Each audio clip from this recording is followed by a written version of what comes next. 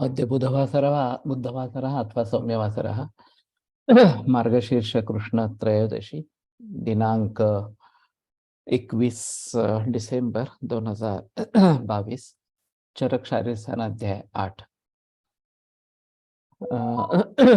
मालूम नहीं किस वजह से हो नहीं रहा था, अंतिमता हो गया। ठीक है। शंखं चक्रं जलौकान् दधतमृतघटं चारुदोर्भिश्चतुर्भिः सूक्ष्मस्वच्छातिरुद्यां शुकपरिविलसन् मौलिमं भोजनेत्रं कालाम्भोदोज्ज्वलाङ्गं कटितटविलसच्चारुपीताम्बराढ्यं वन्दे धन्वन्तरिं तं निखिलगदवनप्रौढदावाग्निलीलं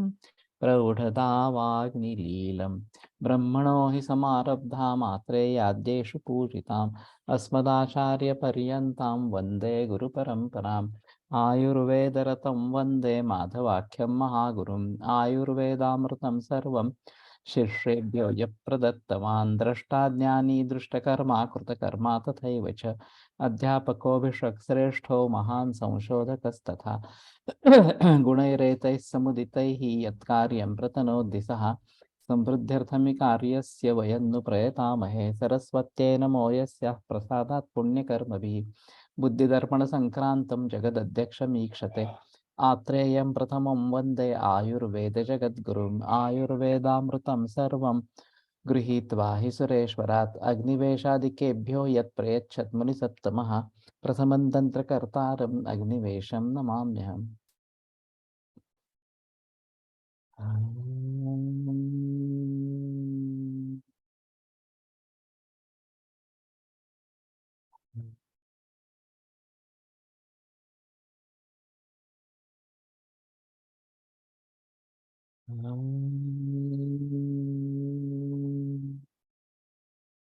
ओम शांति शांति शांति।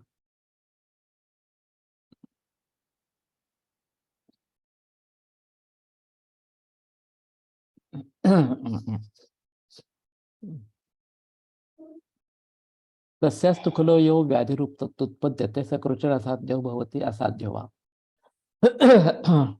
तो सूतिका अवस्था में अगर कोई रोग निर्माण होता है वो कृचर साध्य या असाध्य इस प्रकार का हो जाता है। गर्भवृद्धि क्षयित, ये क्षपित होना चाहिए। शिथिल सर्वधातु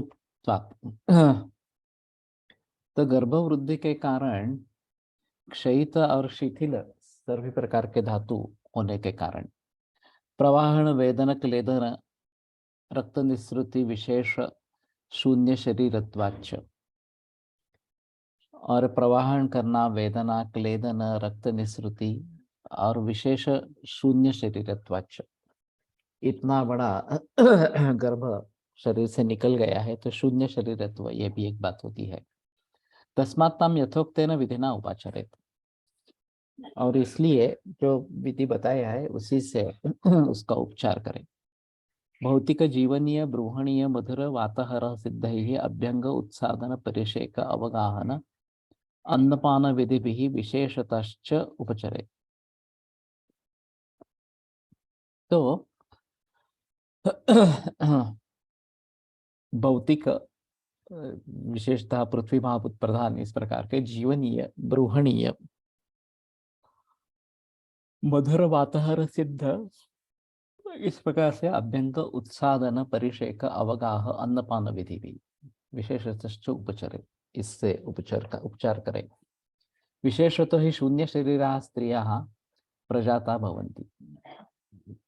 तो प्रजात स्त्री जो है वो शून्य शरीर इस प्रकार से हो जाती है। पलटकर बहनी ने एक अनुभव बताया था। एक एमबीबीएस डॉक्टर उनके परिवार के संबंध में थी, तो उसकी डिलीवरी हो गई तो ये मिलने के लिए वहां पे गई। तो उसको बहुत ही बड़ा सर दर्द हो रहा था। और अस्पताल में ही थी, खुद एलोपैथिक डॉक्टर जो ट्रीट करिए वो भी एलोपैथिक डॉक्टर। तो उसने काफी दवाइयाँ वगैरह दे दी, क्योंकि कुछ भी फायदा नहीं हुआ इस प्रकार से। और उसका कहना था कि उसने पूरा अस्पताल सर पे उठा लिया। जब ये मिलने के लिए गई तो कोलटकर मैंने ने बताया कि जो आम नियम है सूतिका को पालने हैं, वो तुम पालो, वो तुम पाल रही हो क्या नहीं हो। तो बोले हमें कुछ मालूम नहीं है, हमें एमबीबीएस कोर्स में तो कुछ सिखाया नहीं जाता इसके बारे में। तो फिर वैनी ने उनको बताया कि ये ऐसा ऐसा गर्म पानी का ही प्रयोग करना है वगैरह, अभ्यंग करवाना है, और सादा अन्न खाना है वगैरह वगैरह इस प्रकार से। तो उसने शुरू किया। तो उसको राहत मिल गई, सर दर्द बंद हो गया। फिर दूसरे दिन उसने फिर सोचा कि हमारे ग्रंथों में यहाँ कहे ये कहाँ है, एमबीबीएस में तो हमने कुछ पढ़ा नहीं है इसके बारे में, तो मैं क्यों करूँ, ये आयुर्वेद का मामला है, मैं नहीं करना चाहती। तो फिर उसने जो चल रहा था पहले वही चालू किया, फिर से सर दर्द होने लगा। फिर उसने निश्चय कर लिया कि नहीं नहीं ये मुझे सूट नहीं हो रहा, तो मुझे जो पारंपरिक आहार वगैरह जो है वही लेना है। और फिर बाद में उसने चेंज नहीं किया इस प्रकार से।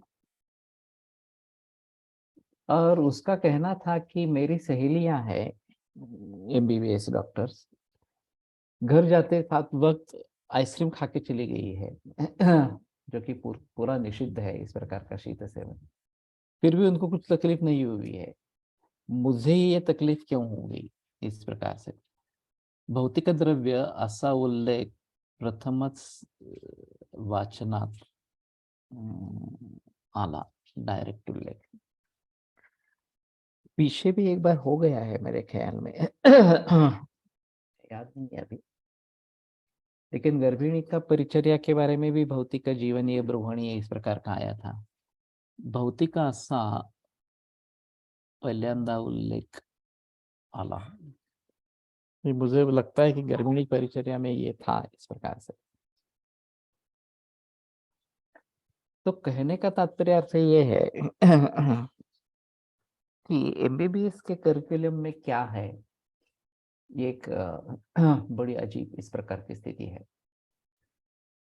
उसमें आहार के बारे में भी सिर्फ 2 क्लॉक आवर्स, इतनी ही बहस है एलोपैथी के एमबीबीएस के कोर्स में। अभी यहाँ के भारत में भी वही होगा, ये विदेशों की स्थिति है।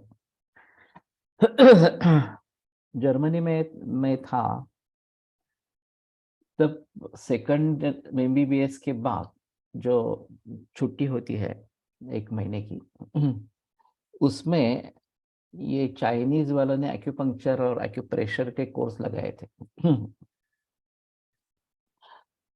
और काफी एमबीबीएस स्टूडेंट्स वो कर रहे थे।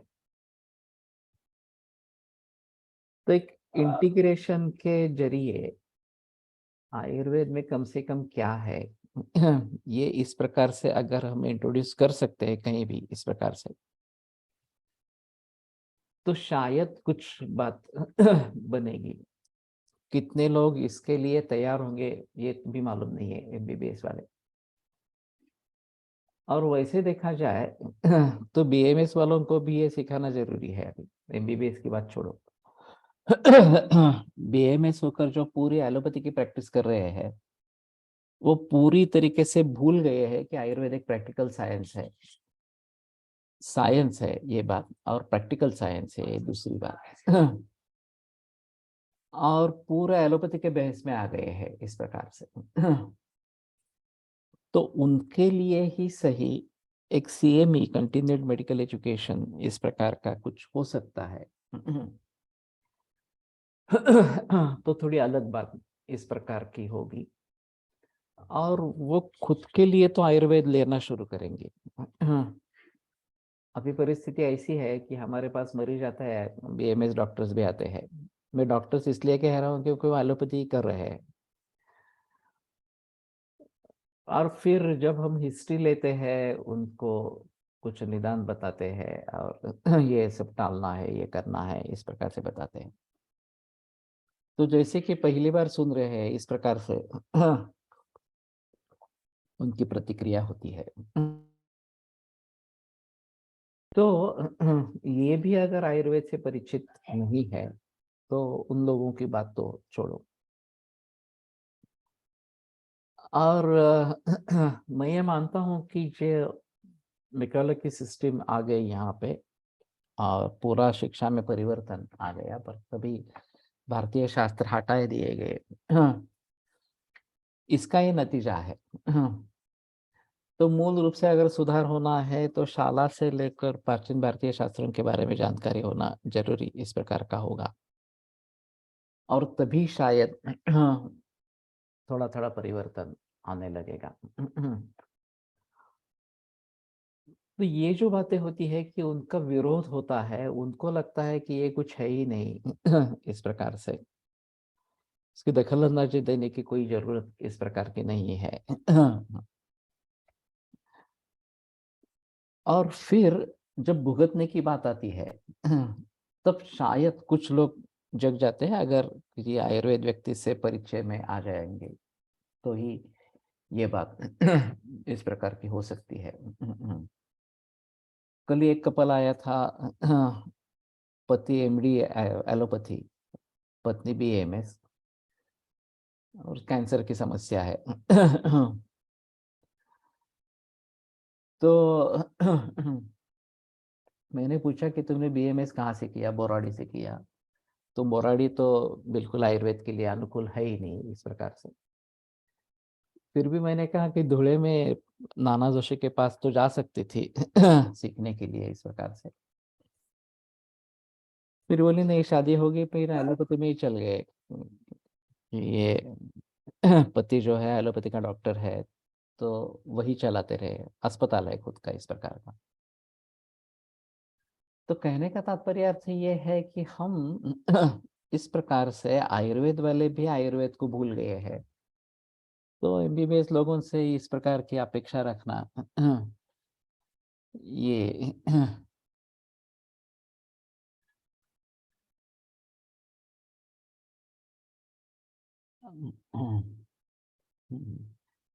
गर्भाशय जखम असताना अवगाह चालेल का?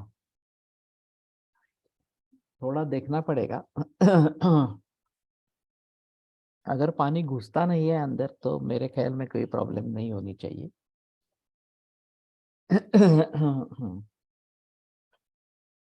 नहीं तो ब्लीडिंग पूरा रुक जाने के बाद ही करें, ये बेहतर तरीका इस प्रकार का रहेगा। तो इन सभी का प्रचलन फिर से होना जो स्वस्थ वृत्त के लिए बताया गया है, तो मुझे तो लगता है कि सूतिकागार के बारे में ही सोचना है, गंभीरता से सोचना है। और जिन्होंने जिन बीएमएस या एमडी गायनेक लोगों ने एलोपैथी का अस्पताल वो चला रहे हैं, वही अगर इस प्रकार से आयुर्वेद के बारे में सोचेंगे, सूतिकागार के बारे में सोचेंगे, तो ज्यादा बेहतर इस प्रकार का होगा। और फिर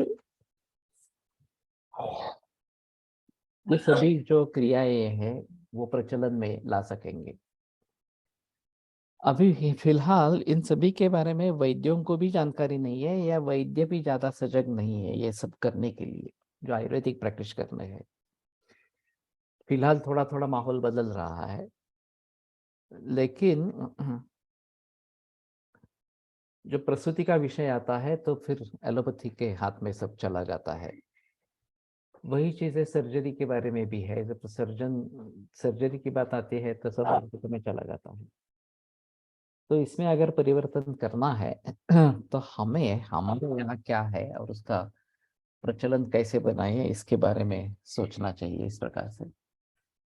अवगाह आदि विधि गरजेनुसार भौतिक आदि द्रव्यानी करावेत, सुतिकेला अवगाह द्यावा अर्थ होत नाही। नहीं नहीं, द्यावे अर्थ इस प्रकार का अर्थ होता है। सीधे ही अभ्यंग उत्साधन परिशिका अवगाहन अन्नपान वगैरह वगैरह जो है ना, ये बताया है तो अवगाह करना है, इस प्रकार से ही है। ब्लीडिंग पूरा रुकने के बाद अवगाह करे, ये बेटर ऑप्शन इस प्रकार का रहेगा।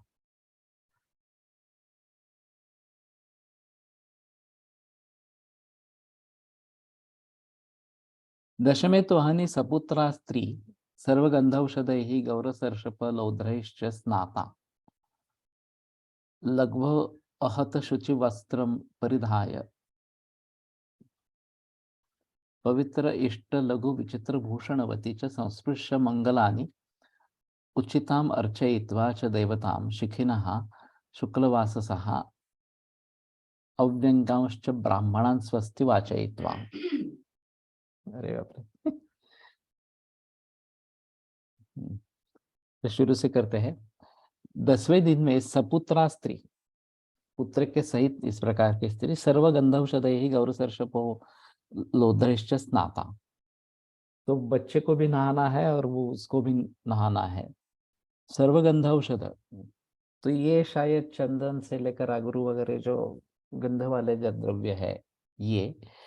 गौरसर्षप लोध्रैश्च, गौरसर्षप और लोध्र एक विशेष अलग बताया गया है। स्नाता लघु अहत शुचि वस्त्रम परिधाय, हल्का सा और अहत जो फटा वगैरह इस प्रकार का नहीं हो, अच्छा हो इस प्रकार का शुचि वस्त्र धारण करके, पवित्र इष्ट लघु विचित्र भूषणवती च, और पवित्र इष्ट लघु, ज्यादा भारी इस प्रकार के न हो, विचित्र भूषणवती, विचित्र भूषणों से युक्त, तो अलंकारिक अलंकार धारण करती हुई इस प्रकार से, संस्पृश मंगलानि, मंगल चीजों का स्पर्श करके, उचिताम अर्चयित्वा च देवताम, उचिताम देवताम अर्चयित्वा, उचित जो देवता है उसका पूजा करके, उसकी पूजा करके, शिखिनः शुक्लवाससः अव्यंगांश्च ब्राह्मणान् स्वस्ति वाचयित्वा। ये भी थोड़ा अजीब है। शिखिनः कि जो शेंडी धारण करने, शिखा धारण करने वाले इस प्रकार के ब्राह्मण है, शुक्लवाससः अव्यंगांश्च ब्राह्मणान्, उनके द्वारा स्वस्ति वाचन करके, कुमारम अहतानां च वाससां संचये प्राक्षरसम उदक्षरसम व संवेश्य,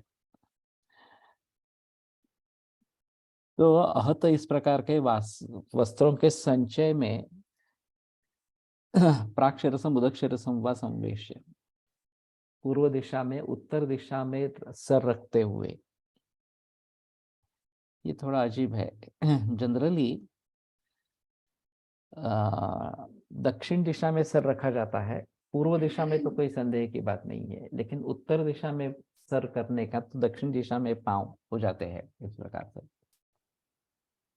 संवेश देवता पूर्ण द्विजातिभ्यः प्रणमम् प्रणमति इति उक्त्वा कुमारस्य पिता द्वे नामनि कारयेत्।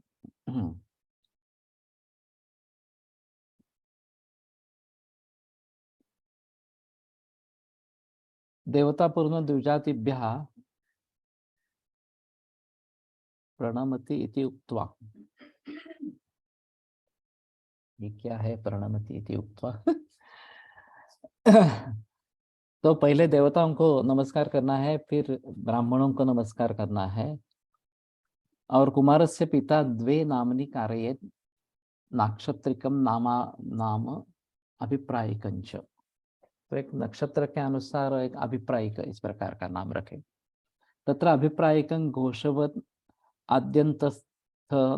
आद्यन्तस्थान्तम् ऊष्मान्तं वा अवरुद्धं त्रिपुरुष अनुकम अनवप्रतिष्ठितं नाक्षत्रिकं तु नक्षत्र देवता समानाख्यं द्व्यक्षरं चतुरक्षरं वा।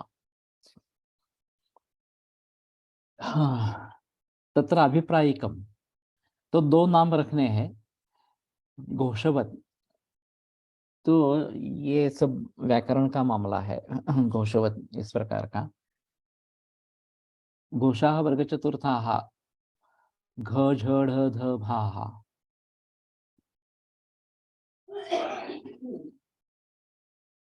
अंतस्थाः यरलवाः शश्वसः ऊष्माणः।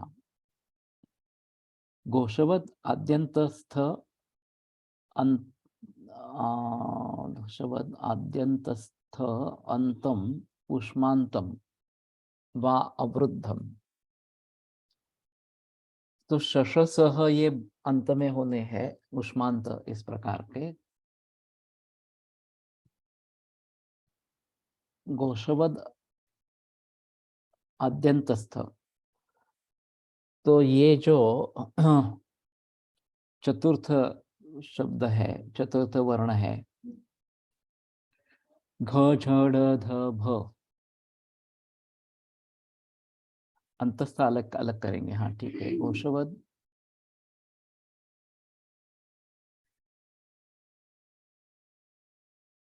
घोषवद आदि, ऐसा शायद हो सकता है। अंतस्थ अंतस्थान्तम उष्मांतम वा। अच्छा, तो घोषवत शुरू में होना है और अंतस्थ या उष्मांत, तो घ ढ ध भ झ घ झ ढ ध भ, इससे शुरुआत होनी है। ये बहुत ही कम नाम हो जाएंगे।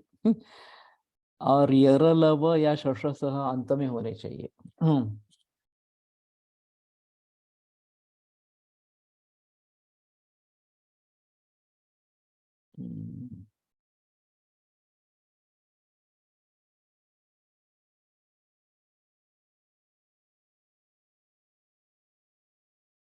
और नक्षत्र का जो है वो नक्षत्र देवता समानाख्यम द्व्यक्षरम चतुरक्षरम वा, वो दोन अक्षर या चार अक्षरों का करना है।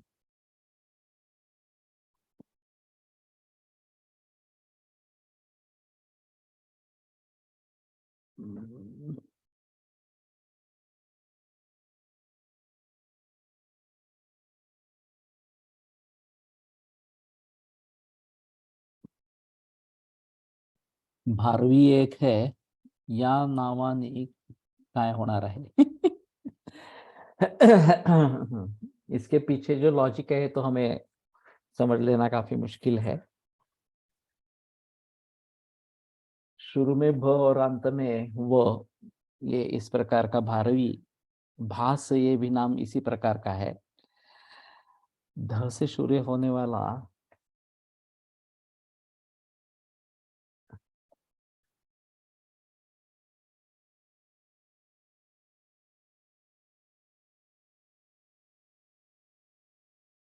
ढ झ से तो काफी मुश्किल है। घ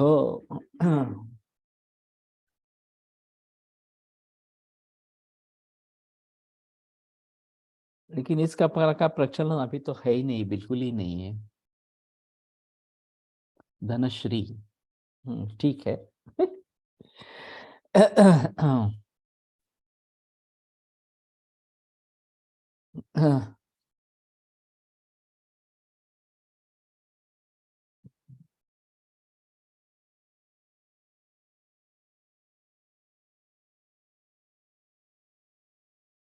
तो थोड़ा देखना पड़ेगा। कि और नक्षत्र से जो नाम है, अश्विनी नक्षत्र है तो अश्विनी नाम हो जाता है थोड़ा सा, लेकिन इस प्रकार के बाकी नक्षत्रों से साक्षात नाम द्विअक्षर चतुरक्षर वा।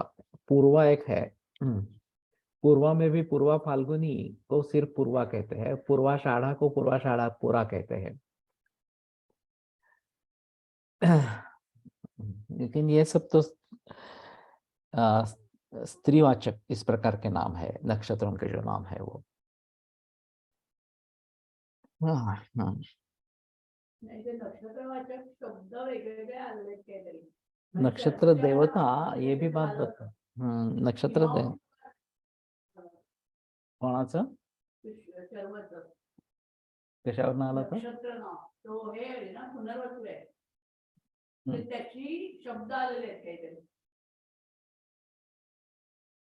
तो इससे जुड़े और कुछ शब्द इस प्रकार के होंगे। तो एक बार ज्योतिष में देखना है नाम के बारे में क्या बताया गया है इस प्रकार से। लेकिन ये जो घोषवद वगैरह जो है वो तो पूरा व्याकरण का ही विषय है। घोषवद आदि अंतस्थान्तम ऊष्मांतम वा अवरुद्धम। ये अवरुद्धम क्या है?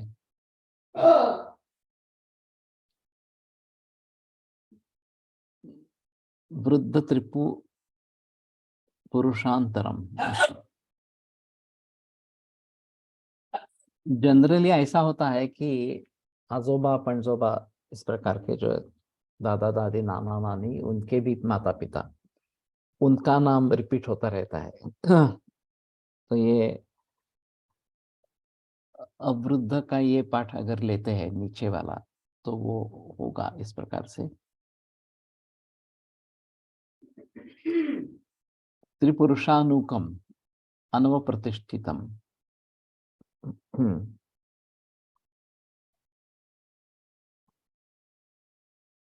तो अनव प्रतिष्ठित का मतलब जो नव प्रतिष्ठित है वो नहीं है, तो अनव प्रतिष्ठित है।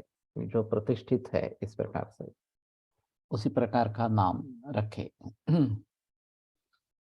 ये देवताओं के नाम रखते थे, और उसमें एक प्रयोजन ऐसा रहता था कि उसके जरिए देवता का नाम लिया जाए। माधव गोविंद इस प्रकार के जो नारायण वगैरह वगैरह इस प्रकार के जो नाम है देवताओं के नाम है, तो उसके जरिए देवताओं के नाम लिए जाते थे, तो ये पुण्य की बात होती थी, इस प्रकार का एक माना जाता था। तो ठीक है, ये अभी इसके बारे में थोड़ा बहस करना पड़ेगा, देखना पड़ेगा, और कहीं पे इसके बारे में कहाँ पे कुछ बताया गया है क्या इस प्रकार से। तो मैंने एक सुषद ये नाम सुना था। तो मुझे कुछ समझ नहीं आया सुषद ये इस प्रकार का नाम कैसे रखा गया है। तो माँ का नाम शुभदा और पिता का नाम शरद, ये जोड़कर सुषद इस प्रकार का नाम रखा था। तो ये तो अजीब लॉजिक है कि इस प्रकार से कोई बना जा सकता है। और नामग्रामयोर व्युत्पत्तिर्नास्ति, ये जो निरुक्ति के बारे में जो ग्रंथ है यास्काचार्य का, उसमें एक वाक्य आता है कि नाम ग्रामयोर व्युत्पत्तिर्नास्ति, नाम और ग्राम के बारे में व्युत्पत्ति नहीं होती है, किसी भी प्रकार से बना देते हैं।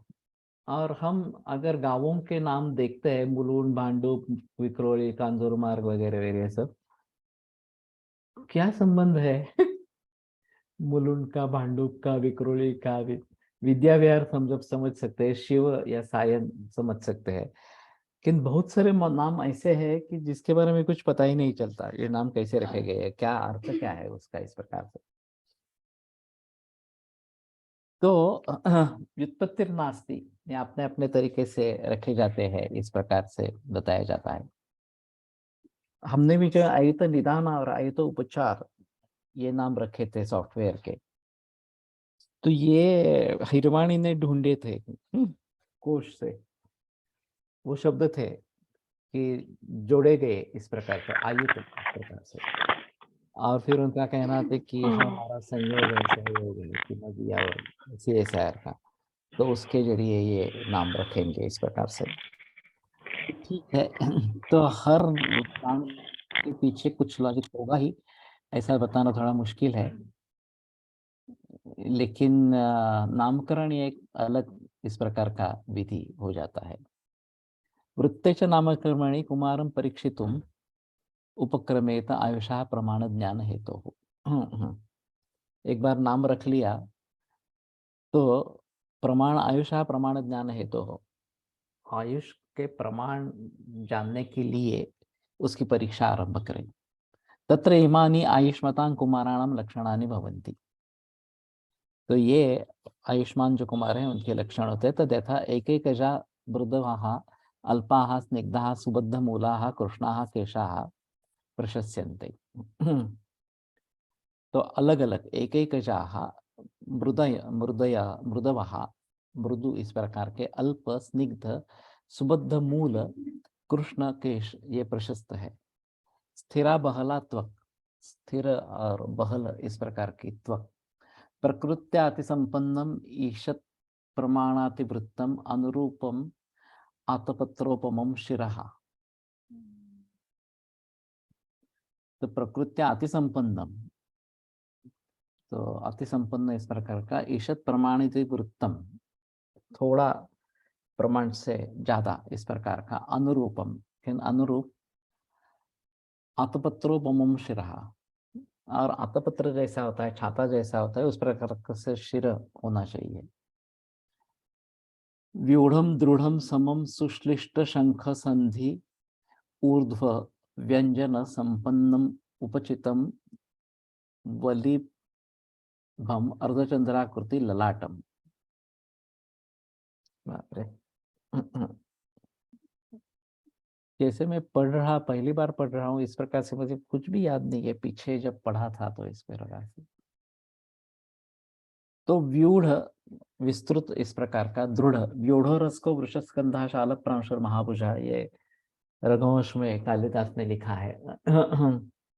वहां उरस्क के बारे में व्यूढ़ बताया है। दृढ़ सम सुश्लिष्ट शंख संधि, शंख संधि जिसका सुश्लिष्ट इस प्रकार का है, ऊर्ध्व व्यंजन संपन्नम उपचितम, ऊर्ध्व व्यंजन संपन्नम, तो लक्षण ऊर्ध्व जो है उससे संपन्न। ईशत् प्रमाणति वृत्तम शिरः इति उत्सर्गापवादं न्यायेन बोद्धं तेन यदुक्तं पूर्वं षडङ्गुलोत्सेधं द्वादशाङ्गुल परिणामं शिरः एतच्च अभिधायोक्तं तत्रायुर्बलम् इत्यादि यावत् प्रमाणवति शरीरे विपर्यस्तु हीनेति केवा तत्र शिरसि किञ्चित् प्रमाणाधिकता एतद्वचनात् अपवादभूता अपि अतीव प्रशस्ता भवति इति ज्ञेयम्। एवं महदुपचितं पाणिपादम् इत्यत्रापि व्याख्याम्। अनुरूपमित्यनेन शरीरानुरूपतां शिरसो दर्शयन् उक्तलक्षणात् अनतिवृद्धिं शिरसो दर्शयति। अतिवृद्धं शरीरानुरूपं शरीर अनुरूपं भवति, तच्च अत्र अप्रशस्तमेव। ऊर्ध्वम् ऊर्ध्वव्यवहितम् ऊर्ध्वव्यञ्जनमिति ऊर्ध्वरेखात्रय रूपलक्षणयुक्तम् दृढ ललाट कसे समजून घ्यावे। पीड़न करके देखेंगे, ऐसा ही थोड़ा सा रहेगा, दार्ढ्य समझ में आएगा। इतर स्थानांपेक्षा चरक शारीर कमी वाचले जाते म्हणून असेल, और प्रैक्टिकली नहीं किया गया ना। जो चीजें हमारे प्रैक्टिस में आती है उनके बारे में तो हम सोचते हैं रहते हैं, उनके बारे में जानकारी रहती है, लेकिन इसका प्रैक्टिकल कभी देखा ही नहीं है। तो नहीं होगा इस प्रकार से। अभी हम एक शायद इसके बारे में प्रयास कर सकते हैं कि वैद्यों की संख्या बढ़ गई है, तो नामकरण विधि के बाद कुछ अच्छे वैद्यों को घर में बुला के और ये सभी बातें पढ़ के और शायद सामुद्रिक लक्षण में कुछ मिलता है तो वो भी देख के परीक्षण करने की कोशिश करें। ये एमडी के लिए भी विषय हो सकता है, और केवल एक विषय के लिए लेकर ही हो सकता है, केवल ललाट, केवल सिर, इस प्रकार से। और वहां का जो लक्षण है, कितना अंगुल होना चाहिए, वो माप के देखना है। अभी भावी साठेसर का जो कहना था कि ये जो 4 अंगुलियां हैं अंगूठा का छोड़कर, उसका वर्नियर कैलिपर के जरिए मेजरमेंट करके फिर हमें ये 4 अंगुलियां हैं, तो ये चारों का परिमाण ले लेंगे वर्नियर कैलिपर के जरिए इस प्रकार से, और फिर उसको 4 से भागना है, और फिर 1 अंगुली का प्रमाण मिल जाएगा, ऐसा उनका कहना था। तो ये अगर हम कर पाते हैं, उस नन्हे बच्चे की अंगुलियों का इस प्रकार से परीक्षण करके उसके आधार पर टेप से मेजर करके कितना क्या परिणाम है, ये अगर देखेंगे तो आयुष्मान है या नहीं है इससे पता चल जाएगा। और कितना कम ज्यादा है ये भी थोड़ा पता चलेगा। लेकिन हमारे ग्रंथों में लिखी इन बातों को हमें वास्तव में देखना है, ये केवल कपोल कल्पित कथा है, इस प्रकार से नहीं है। तो इसलिए इनको प्रचलन में ना लाना हमारा ही काम है, हमारा ही कर्तव्य है। हम ही नहीं करेंगे तो और कौन करेगा इस प्रकार का। तो ऊर्ध्व व्यंजनम इति ऊर्ध्व रेखा त्रय रूप लक्षण युक्तम, ये तो देखा नहीं है ऊर्ध्व रेखा रूप इस प्रकार से।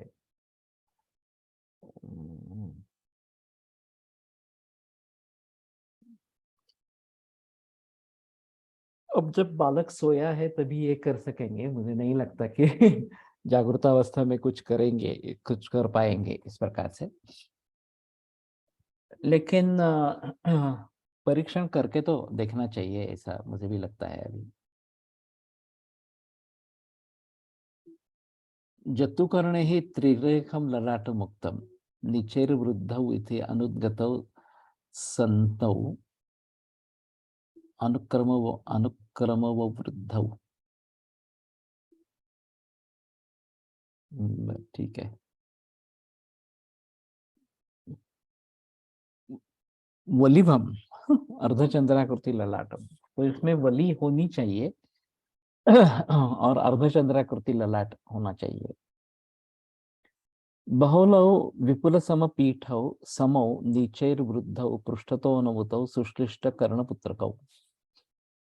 ये बहल का वास्तव में अर्थ क्या है, पहले भी बहल शब्द एक बार आया था। तो गाढ़ा इस प्रकार का अर्थ थोड़ा सा होता है बहल का। लेकिन यहाँ पे क्या होगा ये थोड़ा सा देखना पड़ेगा। विपुल समपीठ हो, तो पीठ जो है वो विपुल और सम होने चाहिए, समो फिर भी सम होने चाहिए दोनों तरीके से, दोनों कर्णों को देखेंगे तो। नीचे ही वृद्ध निचले के हिस्से में बढ़े हुए, पृष्ठतः अवनत, ये तो होते हैं। सुश्लिष्ट कर्णपुत्र को कर्णपुत्र का सुश्लिष्ट है। महाच्छिद्र कर्ण, छिद्र जो है कर्ण का वो बड़ा होना चाहिए।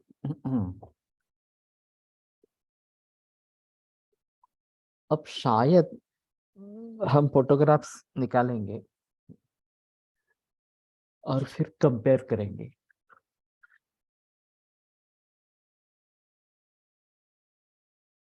ये एवरेज अंगुली प्रमाण क्या होता है ये भी एक बात हो सकती है देखने के लिए, और हर एक का थोड़ा थोड़ा अलग होगा, तो उसके जरिए कुछ परिणाम परिमाण में बदल आता है, क्या ये भी देखना है।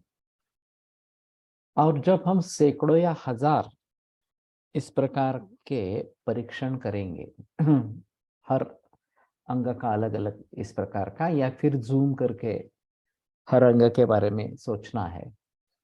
अभी सोनोग्राफी में तो काफी टेक्निक डेवलप्ड है, और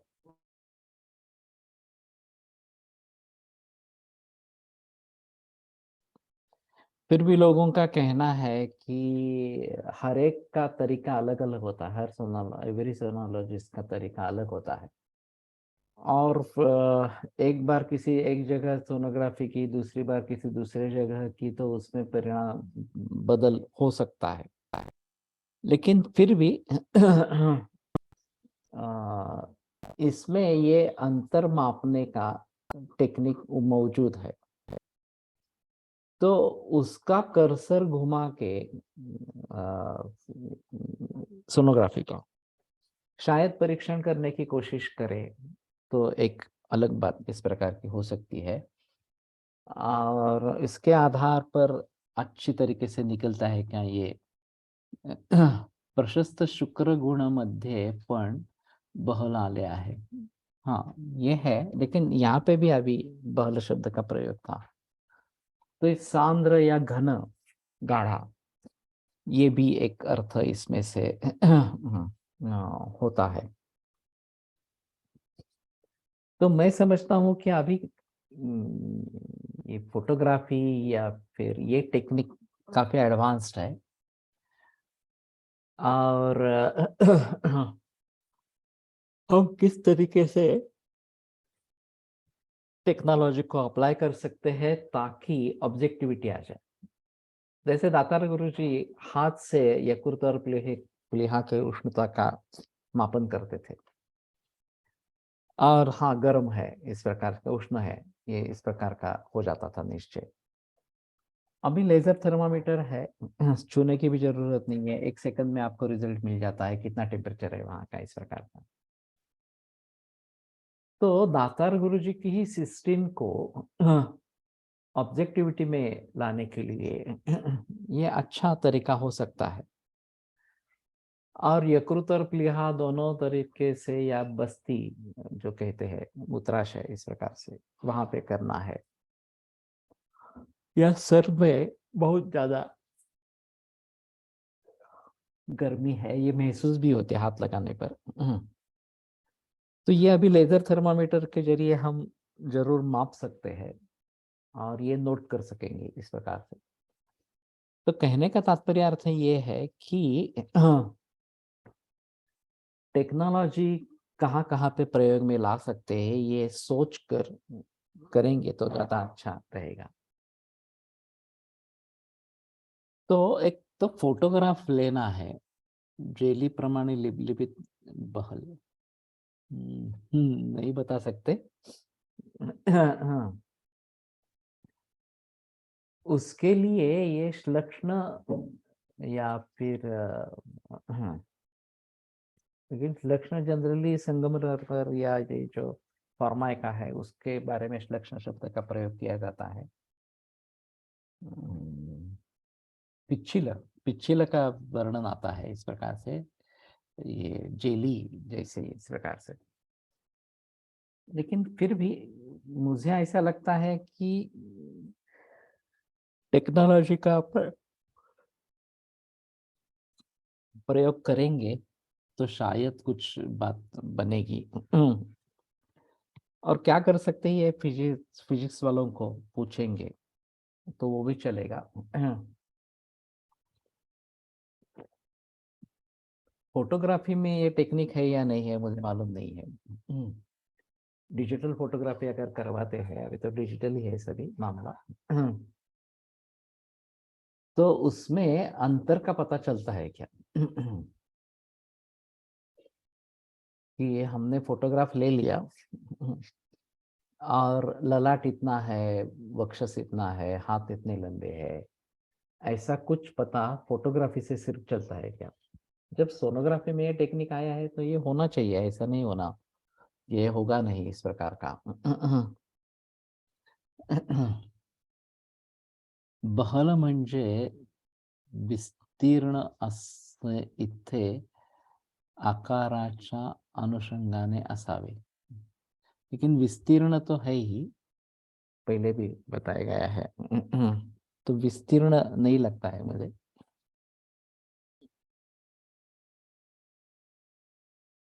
स्थिरा बहलात्वक,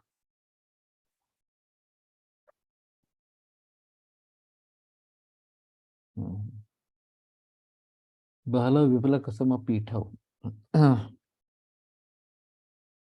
समौन ईश्वर विरुद्ध पृष्ठता अवनव शिष्य कर्ण महाच्छिद्र कर्ण। तो मुझे लगता है कि सैकड़ों या हजारों फोटोग्राफ्स लेंगे तो उसके बारे में कुछ पता चलेगा कि डेविएशन कितना होता है, क्या होता है, इस प्रकार से। नो साउंड तो पता नहीं चल रहा, अभी खत्म ही करने वाले हैं, तो ठीक है देखते हैं इस प्रकार से। ईषत् प्रलम्बिन्यौ अंस असंगते समय संवते महत्ते ब्रुवौ। असंगत, असंगत क्या मैथ है?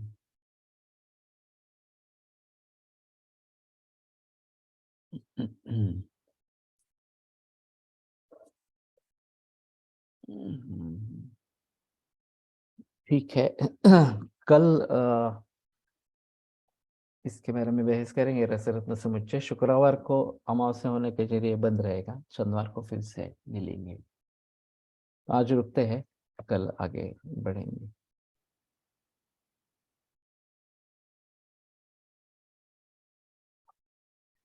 आयुर्वेद प्रकांडो निगदित इह हि शल्यतंत्र प्रधानः शिष्येभ्यः शाश्वतोऽयं निखिलजनकृपा व्याप्तचित्तेन येन आयुर्वेदस्य वाञ्छन् पुनरपि भुवने ताञ्च सुष्ठु प्रतिष्ठां श्रेष्ठं धन्वन्तरिं तं प्रणमति च सदा वैद्यवर्गो हि नूनं वैद्यवर्गो हि नूनम्।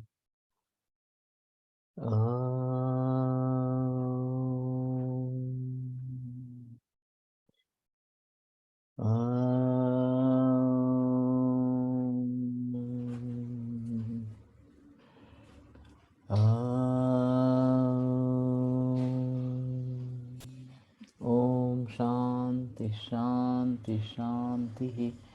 विरम्यते व्याख्यानव्यापारात्। श्वः पुनरपि मिलिष्यामः।